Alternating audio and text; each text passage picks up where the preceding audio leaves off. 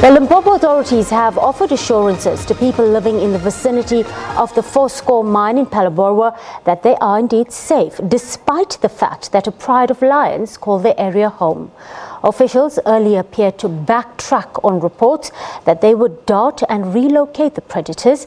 They now say the 14 lions will not be darted and moved from the premises. Limpopo Economic Development and Tourism MEC Thabo Mokone, who visited the area, says they have ensured that the lions, which he says have been living in the area for years, continue to live safely with humans. We don't have a plan to dart them or remove them. They are part of this area. They've been in this area for quite some time, and we always encourage our communities to report them when they see them.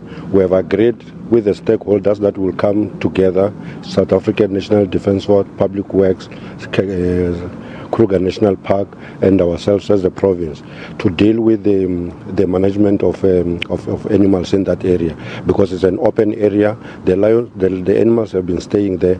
They move around, but sometimes they go out. They come to town.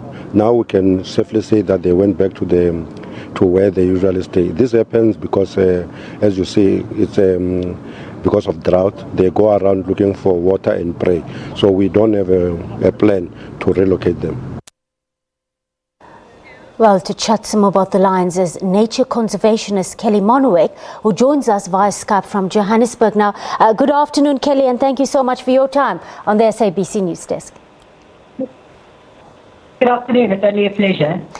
KELLY, how do we make sure that lions and humans live safely together? Is it entirely possible, and what needs to be done to create some sort of harmonious living?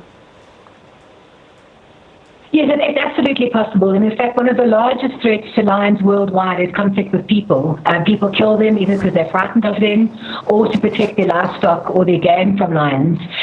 In this case, the lions are on a reserve which belongs to the mine, as mentioned, and they've been living in that area for many years, and it is right on the border of the Kruger National Park. So these really are wild lions, and generally wild lions pose very little threat to human life. And it seems that all the stakeholders have been engaged and that they are happy to have the lions remain there, which really is the best thing for the lions.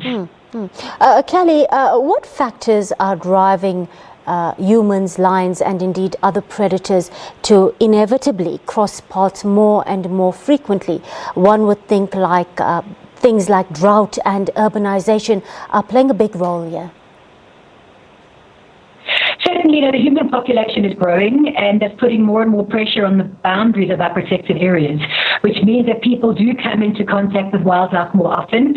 And these conflict-type situations, I think, are going to become more and more common as people put more and more pressure on the boundaries of our protected areas. Fortunately, we are able to live in harmony with these animals if you put the correct management practices in place. And I think in this situation, it sounds like a really good outcome has been achieved for everybody involved. What would be the best way to handle the lion situation in Phalaborwa right now, KELLY, keeping in mind the safety and well-being of the lions and people living in the area? We heard the MEC saying yesterday that the pride is not going to be darted and relocated at this point. It always sounds like a quick and easy solution just to take the lions away, but, there really is no other way. They're obviously moving out of, or they're part of the greater Kruger Park system. So to dart them and to put them back in the middle of Kruger somewhere is problematic, because lions are territorial, and they hold down quite sort of vast territories. So if you put these lions into an area where other lions already exist, there's going to be huge territorial problems, and the lions are probably just going to try and move away from those territorial lines also. The other problem is also where do we put those lions?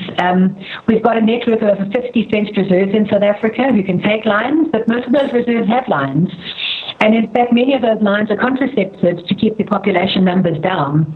So ironically, we haven't got a problem with lion numbers in South Africa. We've got a problem with enough safe space for our lions. So moving in somewhere is difficult, because where do you put 15 lions? Yes. KELLY, will lions hunt humans if given the chance? And how do we cut down the risk when it comes to human-lion conflict? Wild lions are generally very frightened of people and have got a good respect for people, which is quite different to captive lions, which are inclined to be very dangerous. In a situation like this, where it sounds like the lions are mostly on an area that is a wildlife area, and the staff who work in the area are aware of the situation, I think that's a really good start. And there's been a lot of publicity around this, so if the people living in the vicinity know that lions are walking around, they know to be extra vigilant at night and to report any sightings, and to try and prevent any interaction with those lions. But generally, wild lions are frightened of people and they will avoid us. How can we read a lion's body language, and how does one keep safe if one encounters a lion or even sees one from a distance away? I think the best thing you can do if you see a lion from a distance away is just stand still, don't scream, don't run, and just as slowly and carefully as you can, just walk backwards and quietly away from the area. Obviously, ideally stay in your vehicle if you can stay in your vehicle, and just do not move around on foot at high-risk hours like dawn and dusk and at night time. Kelly Marnewick, nature conservationist, joining us via Skype there. Thank you so much for sharing your insights with us on the SABC News Desk.